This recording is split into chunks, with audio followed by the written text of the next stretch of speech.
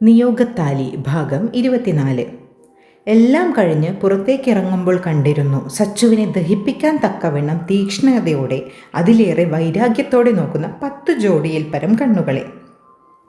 അവരെ അവഗണിച്ചുകൊണ്ട് പുറത്തേക്കിറങ്ങുമ്പോൾ കണ്ടു കോറിഡോറിൻ്റെ അങ്ങേയറ്റത്ത് അവളെയും കാത്തു നിൽക്കുന്ന മനുവിനെയും കിരണിനെയും. മനുവിൻ്റെ കണ്ണുകളും അവനെ തന്നെ നോക്കി നിൽക്കുന്നവളിലായിരുന്നു. എത്രയും പെട്ടെന്ന് അവനിലേക്ക് എത്താൻ കൊതിക്കുന്ന മനസ്സിൻ്റെ കൂടെ കാലുകൾക്കും വേഗതയേറി. സൗപർണിക! ചുറ്റുമുള്ളവരെ ശ്രദ്ധിക്കാതെ മുൻപോട്ട് നടന്നവൾ തൻ്റെ പേര് വിളിക്കുന്നത് കേട്ടപ്പോൾ തിരിഞ്ഞു നോക്കി. സനൂപാണ്. ചെറുചിരിയോടെയാണ് ആൾ അവളുടെ അടുത്തേക്ക് നടന്നു വരുന്നത്. സച്ചുവിൽ അസ്വസ്ഥത വിരിഞ്ഞെങ്കിലും അത് പുറമേ വരാത്ത രീതിയിൽ മറച്ചു വെച്ചു. എന്തിനാ വിളിച്ചെന്ന അർത്ഥത്തിൽ അയാളെ നോക്കി. പേടിച്ചു പോയോടോ താൻ? ഒരു തുടുക്കം എന്ന രീതിയിൽ ചോദിച്ചവൻ. സാറിന് അങ്ങനെ തോന്നിയോ എന്നെ കണ്ടിട്ട്? കൂർത്ത നോട്ടത്തോടെ സച്ചു ചോദിച്ചു. ഹേ ഇല്ല, താൻ നല്ല ബോൾഡായി സംസാരിച്ചു. പിന്നെ ഞങ്ങളൊക്കെ കൂടെയില്ലടോ. ഞാൻ സാറിനോട് രാവിലെ തന്നെ ഇയാളെ സപ്പോർട്ട് ചെയ്ത് സംസാരിച്ചിരുന്നു. പ്രിൻസി വാക്ക് തന്നിരുന്നു എനിക്ക് ആ പിള്ളേർക്ക് കണക്കിന് കൊടുത്തോളുമെന്ന്. കൂടെയുണ്ടെന്ന് സമർത്ഥിക്കാൻ ശ്രമിക്കുന്ന സനൂപിനെ കൂർത്ത മുഖത്തോടെ ഒന്ന് നോക്കി അവൾ. താങ്ക്സ് സാർ, എന്നാൽ ഞാൻ പൊക്കോട്ടെ സാർ. ഇനിയും നിൽക്കാൻ താല്പര്യമില്ലാത്തവൾ പോകാനായി തിടുക്കം കൂട്ടി. പോകില്ലടോ, ഞാനൊരു കാര്യം കൂടി പറഞ്ഞോട്ടെ. പിള്ളേരെ ഒന്ന് വാൺ ചെയ്ത് വിടുന്നതിന് പകരം ഇത്രയും കോലാഹലം ഉണ്ടാക്കേണ്ടായിരുന്നു താൻ.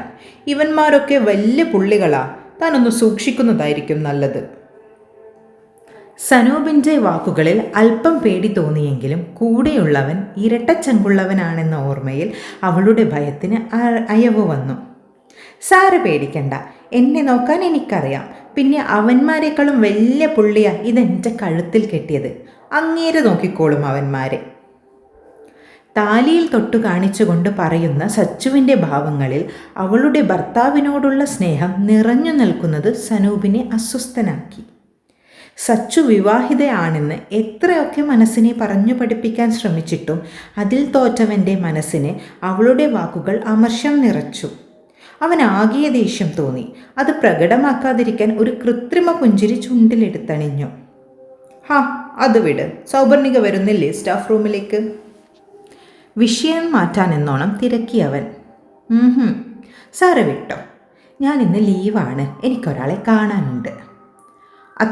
അതും പറഞ്ഞുകൊണ്ട് ഇനിയൊന്നും സംസാരിക്കാൻ താല്പര്യമില്ലാതെ തിരിഞ്ഞു നടന്നവൾ.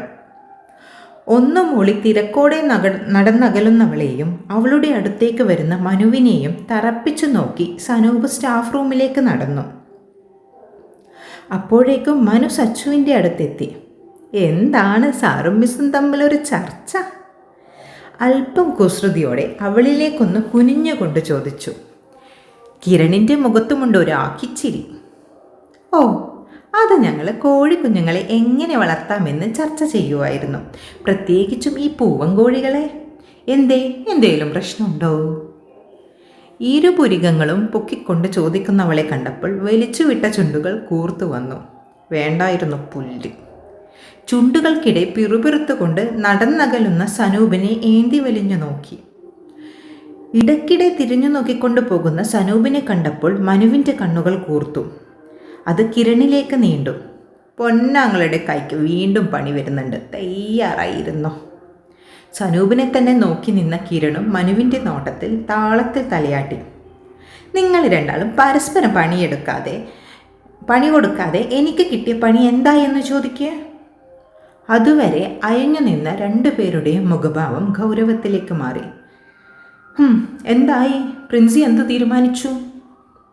മനുവിൻ്റെ ചോദ്യത്തിൽ പ്രിൻസിപ്പാളിൻ്റെ റൂമിൽ നടന്ന സകല കാര്യങ്ങളും സച്ചു പറഞ്ഞു കൊടുത്തു.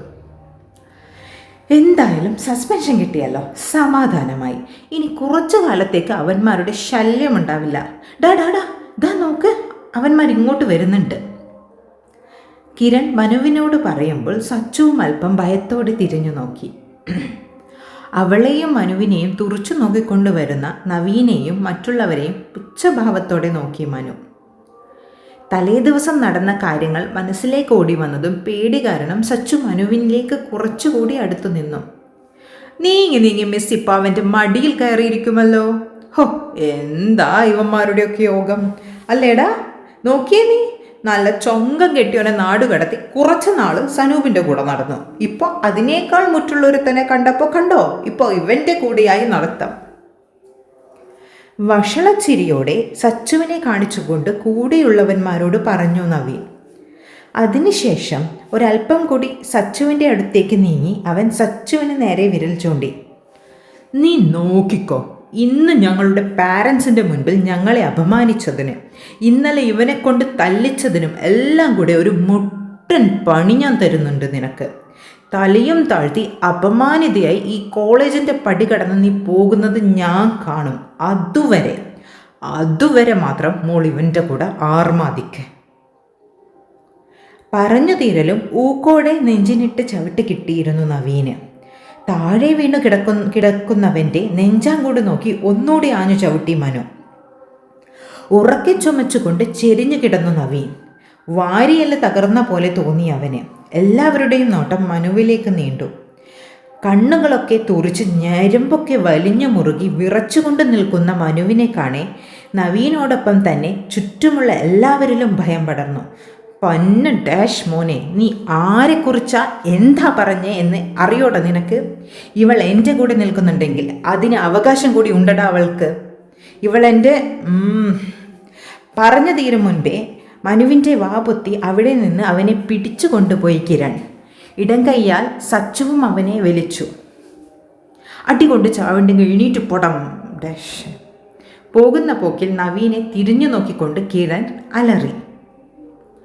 മനുവിനെയും വലിച്ചുകൊണ്ട് കോളേജിലെ അവരുടെ സ്ഥിരം പ്ലേസിലേക്ക് നടന്നു കിരൺ. മനുവിൻ്റെ വലിഞ്ഞു മുറുകിയ ഭാവത്തെ അല്പം ഭയത്തോടെ നോക്കിക്കൊണ്ട് സച്ചുവും പുറകെ നടന്നു. വിടട എന്നെ, അവനിട്ടൊന്ന് പൊട്ടിക്കാതെ എന്നെ പിടിച്ചുകൊണ്ടുവരാൻ നിന്നോടാരട പറഞ്ഞ്, വിടടത്തേണ്ടി എന്നെ. കിരണിൻ്റെ കൈകളിൽ നിന്നും കുതറിക്കൊണ്ടിരുന്നു മനു. ഡാ, നീ ഒന്ന് അടങ്ങ്, ഞാൻ പറയട്ടെ. കുതറിക്കൊണ്ടിരിക്കുന്നവനെ മുറുകെ പിടിച്ചുകൊണ്ട് കിരൺ സിമന്റ് ബെഞ്ചിലിരുത്തി. എൻ്റെ പെണ്ണിനെ പറഞ്ഞിട്ട് ഞാൻ അടങ്ങാനോ? അവൻ്റെ നാവ് പിഴുതെടുത്താലേ ഞാൻ അടങ്ങൂ. കിരണിൻ്റെ കൈ തട്ടി മാറ്റിക്കൊണ്ട് മനു ദേഷ്യത്തോടെ ചാടി എഴുന്നേറ്റു. അങ്ങനെ ചെയ്ത ഈ പ്രശ്നം ഒതുങ്ങുമോ? പറഞ്ഞേ. അവനിട്ട് പൊട്ടിക്കാൻ എനിക്കും തരിക്കുന്നുണ്ട്. അത് ഇന്ന് രാത്രി തന്നെ നമുക്ക് തീർക്കാം. അവനെക്കുറിച്ച് നിനക്കറിയാൻ പാടില്ലാത്തതൊന്നുമല്ലല്ലോ. ഈ കോളേജിൽ ഡ്രഗ് സപ്ലൈ ചെയ്യുന്നത് അവനാ. അവൻ്റെ പിന്നിൽ വമ്പന്മാർ തന്നെയുണ്ട്. സച്ചുവിനെ മുൻനിർത്തി അവനോട് ഏറ്റുമുട്ടിയാൽ അത് ബാധിക്കുന്നത് ഇവളെ ആയിരിക്കും. അവൻ എന്തായാലും അടങ്ങിയിരിക്കാനൊന്നും പോകുന്നില്ല.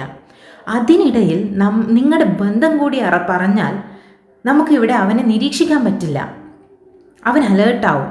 ഈ ക്യാമ്പസിൽ തന്നെ അവനെ സഹായിക്കുന്ന ഒരുപാട് പേരുണ്ട്. അവനെ മൊത്തമായി പൂട്ടുന്നത് വരെ ആരും അറിയണ്ട. ആരൊക്കെ കൂടെയുണ്ട്, ആരൊക്കെ ശത്രുക്കൾ എന്ന് നമുക്കറിയില്ലല്ലോ. മനസ്സിലായോ നിനക്ക്? കിരണിൻ്റെ വാക്കുകളിൽ കാര്യമുണ്ടെന്ന് തോന്നിയത് കൊണ്ട് ഒന്നും മിണ്ടാതെ തിരിച്ചു വന്നിരുന്നവൻ ഒരു സമാധാനമെന്നോണം സച്ചു അവൻ്റെ ഇടം കൈയിൽ വിരലുകൾ കോർത്ത് അമർത്തി ബന്ധിച്ചു. നിറകണ്ണുകളാൽ ഒന്ന് നോക്കി അവളെ. ഇവളെ മോശം പറഞ്ഞത് ഞാൻ ക്ഷമിക്കണമെന്നാണോ നീ പറയുന്ന കിരണേ? അത് അംഗീകരിക്കാനാവാത്തപ്പോൾ കിരണിനെ നോക്കി മനു. അങ്ങനെ ഞാൻ പറഞ്ഞോടെ തെണ്ടി. അവൻ പറഞ്ഞത് നിന്റെ ഭാര്യ മാത്രമല്ല, എൻ്റെ പെങ്ങളെ കൂടിയാണ്. അതിനുള്ള 16ൻ്റെ പണി ഇന്ന് രാത്രി നമ്മൾ കൊടുത്തിരിക്കും. പോരട മോനെ അവിക്കുട്ട, അത് പോരെ. നിശ്ചയഭാവത്തോടെ പറയുന്ന കിരണിനെ നോക്കി സമാധാനത്തോടെ ചിരിച്ചു മനു. അപ്പോൾ ഇന്നിനി എന്താ പരിപാടി? ക്ലാസ് കയറുന്നുണ്ടോ? മനു ചെരിഞ്ഞൊന്ന് നോക്കി. കയ്യിൽ കോർത്തിരുന്നവളുടെ തല താഴ്ന്നിരിക്കുന്നുണ്ടെങ്കിലും ചുണ്ടിൽ പുഞ്ചിരിയുണ്ട്. ഇല്ലടാ, ഞങ്ങൾ ഫ്ലാറ്റിലേക്ക് വിടുക. ഇവളാകെ ഡസ്പ, ഒന്ന് സമാധാനിക്കണം. ഞങ്ങളൊന്ന് ഇറങ്ങട്ടെ. സച്ചുവിൻ്റെ കയ്യിൽ പിടിച്ചുകൊണ്ട് മനു എഴുന്നേറ്റു.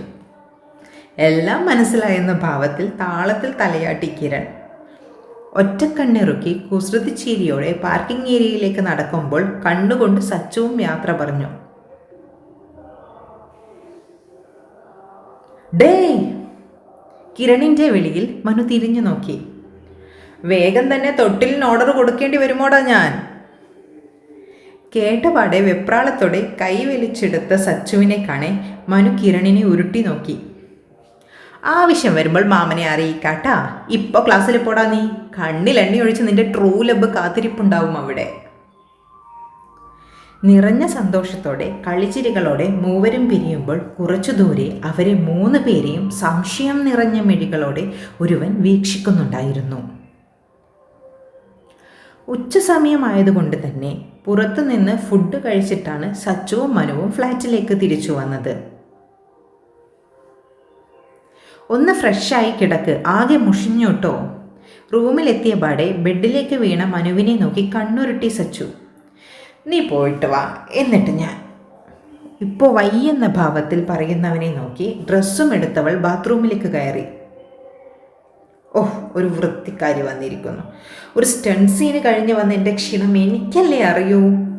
എങ്ങനെയും ഒന്ന് കിടക്കാൻ നോക്കുമ്പോൾ അവളുടെ ഒരു കൂളി. സച്ചു പോയ പിറകെ ചുണ്ടെന്ന് കൂട്ടി പുച്ഛിച്ചുകൊണ്ട് തലയിണയിലേക്ക് മുഖം പൂഴ്ത്തി മനു. അവൾ വരും മുൻപേ ഉറങ്ങാനായി കണ്ണടച്ചു. അതിന് സമ്മതിക്കില്ലെന്ന പോലെ ബാത്റൂമിൽ നിന്ന് വീഴുന്ന വെള്ളത്തിൻ്റെ ശബ്ദം അവനെ അസ്വസ്ഥനാക്കി. ഉറങ്ങാനാവാതെ ഇരുചെവിയും പൊത്തിയവൻ. ഷേ, ഈ പെണ്ണെന്നെ വഴിതെറ്റിക്കും. ഇന്നലെ തുറക്കം മുഴുവനും ഉറങ്ങി തീർക്കാൻ. പിറുപിറുത്തുകൊണ്ട് അടുത്തു കണ്ട മറ്റൊരു പില്ലു എടുത്ത് കമിഴ്ന്നു കിടന്ന് തലവഴി ചെവി മൂടി. സച്ചു കുളിച്ച് പുറത്തേക്കിറങ്ങുമ്പോൾ കാണുന്നത് ഉറങ്ങിക്കിടക്കുന്ന മനുവിനെയാണ്. തല ചിരിച്ച് കീഴ്ച്ചുണ്ട് അല്പം പുറത്തേക്കുന്തി ചെറുമുടിയിഴകൾ നെറ്റിയിലേക്ക് വീണ് കിടക്കുന്ന മനുവിനെ കണ്ടപ്പോൾ കൊച്ചു കുഞ്ഞിനെ പോലെ തോന്നി അവൾക്ക്. പതിയെ മനുവിനെ നോക്കിക്കൊണ്ട് അടുത്തേക്ക് നടന്നു. ബെഡിനോരം ചേർന്നിരുന്ന് ആ തലയിലൊന്ന് തടവി നെറ്റിയിൽ ചുണ്ടുകൾ ചേർത്തു. കഴിഞ്ഞ ദിവസം വരെ കീരിയും പാമ്പും പോലെ ഫൈറ്റ് ചെയ്തവർ ഇന്ന് അടയും ചക്കരയും പോലെ ഒട്ടി നിൽക്കുന്നതോർത്തപ്പോൾ സച്ചുവിൽ ചിരി വിരിഞ്ഞു. എത്ര വേഗമാണ് ഇരു മനസ്സുകൾ ഒന്നായത്. ശരിക്കും ഇപ്പോഴാണ് ജീവിതത്തിനൊരർത്ഥമുണ്ടായത്. ഒരാൾക്ക് വേണ്ടി ഇങ്ങനെ ജീവിക്കുമ്പോൾ, ആ പ്രണയം ഏറ്റുവാങ്ങുമ്പോൾ, ആ കരുതലിൽ സുരക്ഷിതത്വം നിറയുമ്പോൾ, നമുക്ക് വേണ്ടി മാത്രം ആ ഹൃദയം മിടിക്കുമ്പോൾ ഈ ലോകത്തിൽ വെച്ച് ഏറ്റവും സമ്പന്നൻ നമ്മളാകുന്നു.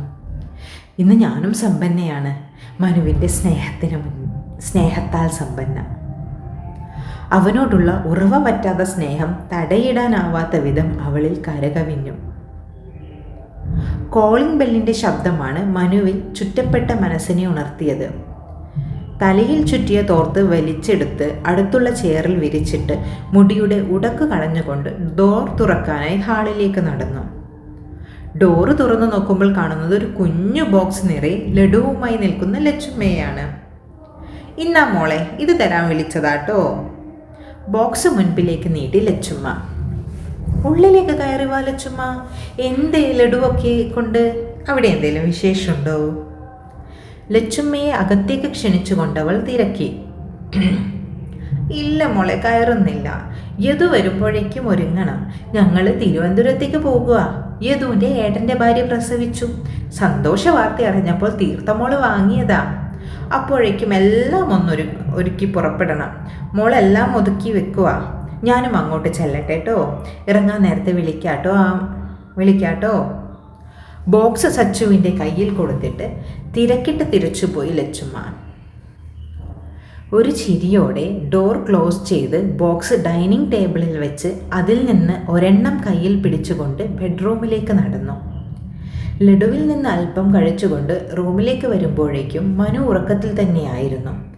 അവനെ ഒന്ന് നോക്കിക്കൊണ്ട് സൈഡിലിരുന്ന് ലഡു ഒരു പീസ് കൂടെ കടിച്ചെടുത്തു അവൾ. പക്ഷേ അത് വിഴുങ്ങും മുൻപേ വേറൊരു ചുണ്ട് അവളുടെ വായിൽ നിന്നും കട്ടെടുത്തുകൊണ്ട് പകുത്തെടുക്കാൻ തുടങ്ങി. ആദ്യം ഒന്ന് ഞെട്ടിയവൾ പിന്നെ അല്പം നാണത്തോടെ കണ്ണുകൾ അടച്ചു. ഏറെ നേരം പരസ്പരം മധുരം പങ്കുവെച്ച ചുണ്ടുകൾ അകലാതെ തന്നെ അവരുടെ സ്നേഹ നിമിഷങ്ങളിലേക്ക് കടന്നു. കളിചിരികളും സ്നേഹലാളനകളും കുറുകലും ചേർത്തുപിടിക്കലും ഒക്കെയായി നിമിഷങ്ങൾ കടന്നുപോയി. പ്രണയം ഇരുവരിലും നിറഞ്ഞു നിന്നു. ചെറുചുംബനങ്ങളിൽ നിന്ന് അവ ഗാഢമായ പുണരലുകളിലേക്ക് വഴിമാറി. വീണ്ടും ഒരു ഒത്തുചേരലിനൊടുവിൽ നിറഞ്ഞ മനസ്സോടെ പരസ്പരം പുണർന്നുകൊണ്ട് ഉറക്കം പിടിക്കുമ്പോൾ നിറഞ്ഞ കണ്ണുകളാൽ അവരെ ഉറ്റുനോക്കിക്കൊണ്ട് ഒരു ആത്മാവും അവിടെയുണ്ടായിരുന്നു. അവളുടെ പുനർജന്മത്തിനായി അവർക്കിടയിലേക്ക് എത്താനുള്ള നിമിഷത്തിൻ്റെ കാത്തിരിപ്പിലായി. നീണ്ട ഉറക്കത്തെ മുറിച്ചുകൊണ്ട് വീണ്ടും അവിടെ കോളിംഗ് ബെൽ മുഴങ്ങി. നിർത്താതെയുള്ള ശബ്ദത്തിൽ അടഞ്ഞ കൺപോളകൾ വലിച്ചു തുറന്നു സച്ചു. നെഞ്ചിലൊരു ഭാരം പോലെ തോന്നിയവൾ തലയൽപ്പം പൊക്കി നോക്കി.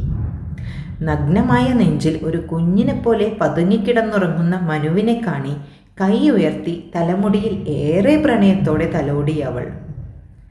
മനുവേട്ടാ. അവൻ്റെ ശരീരത്തെ കൈകൊണ്ട് ഒന്ന് കുലുക്കി വിളിച്ചു. കോളിംഗ് ബെൽ അടിക്കുന്നുണ്ട്. ലച്ചുമ്മയും തീർത്തയുമായിരിക്കും. ഒന്ന് പോയി നോക്കാവോ? നീ പോ. നെഞ്ചിൽ തലയുരച്ചുകൊണ്ട് ഇല്ലെന്ന് മൂളി അവൻ. പ്ലീസ് ഒന്ന് പോവാ മനുവേട്ടാ. ഞാൻ ഇതൊക്കെ വാരിയിട്ട് എഴുന്നേൽക്കുമ്പോഴേക്കും ലേറ്റ് ആകും. ഒന്ന് ചെന്ന് ഡോർ തുറക്ക്, അപ്പോഴേക്ക് ഞാൻ വരാം. അതുവരെ കണ്ണടച്ചു കിടന്നവൻ കണ്ണു തുറന്നുകൊണ്ട് ചെരിഞ്ഞവളെ നോക്കി. അവളുടെ കോലം കാണെ ആക്കിയ ചിരിയോടെ തലയിളക്കിക്കൊണ്ട് എഴുന്നേറ്റു. ഉപ്സ്, എൻ്റെ സച്ചൂട്ടിയുടെ സുന്ദരി കുട്ടിയെ കിടക്കുവാണെന്ന കാര്യം മറന്നുപോയി. സോറി. ഒരു ചിരിയോടെ അടുത്ത് കിടന്ന് ഷോർട്സ് എടുത്തിട്ട് അവളുടെ ഉടയാടകൾ അടുത്തേക്കെടുത്ത് വെച്ചു കൊടുത്തവൻ. വേഗം വാട്ടോ. കുനിഞ്ഞു നെറ്റിയിലൊരു ഉമ്മ കൊടുത്ത് താടിയിൽ പിടിച്ചൊന്ന് കൊഞ്ചിച്ചു പറഞ്ഞിട്ട് ബെഡ്റൂം ഡോർ ചാരി പുറത്തേക്ക് നടന്നവൻ. ലച്ചുമ്മ എന്നെ കണ്ടില്ലെങ്കിൽ അന്വേഷിക്കും. ചിലപ്പോൾ ഉള്ളിലേക്ക് വരാനും മതി എന്ന തോന്നലിൽ സച്ചു വേഗം എഴുന്നേറ്റ് റെഡിയായി. മനു പോകുന്ന പോക്കിൽ ഡൈനിങ് ടേബിളിൽ ലഡു കണ്ടപ്പോൾ അതിൽ നിന്ന് ഒരെണ്ണം എടുത്തു. കഴിഞ്ഞു പോയ പ്രണയ നിമിഷങ്ങൾക്ക് മധുരമേകിയ ആ ലഡുവിനെ ചിരിയോടെ നോക്കിക്കൊണ്ട് അല്പം കടിച്ചെടുത്തവൻ. നാവിൽ മധുരമറിഞ്ഞപ്പോൾ കണ്ണുകൾ അടച്ച് അതിലേറെ മധുരമായ നിമിഷങ്ങളെ ഓർത്തു. നിമിഷങ്ങളോളം മധുര നിമിഷങ്ങളിൽ മുഴുകി നിന്നവൻ. വീണ്ടും ബെൽ മുഴങ്ങി തുടങ്ങിയപ്പോൾ അതുവരെ ഇല്ലാത്ത ദേഷ്യം നിറഞ്ഞവന്. അല്ലെങ്കിലും എൻ്റെ ജീവിതം കട്ടുറുമ്പ് കടിച്ചു തീരും. പിറുപിറുത്തുകൊണ്ട് ഡോർ വലിച്ചു തുറന്നു. ഒരു നിമിഷം സ്റ്റക്കായിപ്പോയി മനു. കയ്യിലെ ലഡു ഉരുണ്ട് നിലത്തേക്ക് വീണു. അപ്രതീക്ഷിതമായി മുന്നിൽ നിൽക്കുന്നവരെ കണ്ടപ്പോൾ വായിൽ കുരുങ്ങിക്കിടന്ന ലഡു തരികൾ തുപ്പാനോ ഇറക്കാനോ ആവാത്ത വിധം തൊണ്ടയിൽ കുരുങ്ങി. മനുവിൻ്റെ കണ്ണുകൾ മിഴിഞ്ഞു. മനുവിൻ്റെ ഭാവത്തിൽ അവലക്ഷണം തോന്നിയ വിരുന്നുകാർ ഒരു കൈയാലെ മനുവിനെ പുറകിലേക്ക് ഉന്തി ഉള്ളിലേക്ക് കയറി. മുന്നിൽ നിൽക്കുന്നവനെ അടിമുടി നോക്കിയവർക്ക് അവൻ്റെ കോലവും ഭാവവും കണ്ട് സംശയത്തോടെ പരസ്പരം നോക്കി. കാര്യം പിടികിട്ടിയ പോലെ പരസ്പരം തലയാട്ടി ചുറ്റും കണ്ണുകൾ പായിച്ചു. പെട്ടെന്ന് ബെഡ്റൂം തുറക്കുന്ന ശബ്ദം കേട്ടപ്പോൾ കണ്ണുകൾ അവിടേക്ക് നീണ്ടു. സൗപർണിക മിസ്! അവിശ്വസനീയതയോടെ മുൻപിൽ മിഥുനും ആൽഫിയും, കൂടെ നിലം തൊടാനായി തയ്യാറെടുക്കുന്ന ജാക്ക് ഡാനിയൽസും. തുടരും. അപ്പോൾ നമ്മുടെ മിഥുനും ആൽഫിയും കൂടി വന്നിട്ടുണ്ട് നമ്മുടെ കഥയിലേക്ക്. സൗപർണിയെ കണ്ട് ഞെട്ടിയവർ അടുത്ത ഭാഗത്തിൽ എന്തായിരിക്കും ഇവർ മിഥുനോടും ആൽഫിയോടും പറയുക എന്ന് നോക്കാം. അപ്പോൾ കഥ ഇഷ്ടമാവുകയാണെങ്കിൽ ഫോളോ ചെയ്യണം, സബ്സ്ക്രൈബ് ചെയ്യണം. ഞാൻ എല്ലാ ദിവസവും സബ്സ്ക്രിപ്ഷൻ പറയുന്നുണ്ട്, ആരും ചെയ്യുന്നില്ല കേട്ടോ. ഇന്ന് ചെയ്യണം. ഇന്ന് ചെയ്താൽ നാളത്തെ പാട്ട് പെട്ടെന്ന് തരും. ഓക്കെ, വേണേൽ 2 പാട്ട് വരെ തരും. സബ്സ്ക്രിപ്ഷൻ നാളെ 1000 ആകുകയാണെങ്കിൽ ഞാൻ 2 പാട്ട് ഓഫർ ചെയ്യാണ് കേട്ടോ. അപ്പം നമുക്ക് നാളെ കാണാം. Bye bye.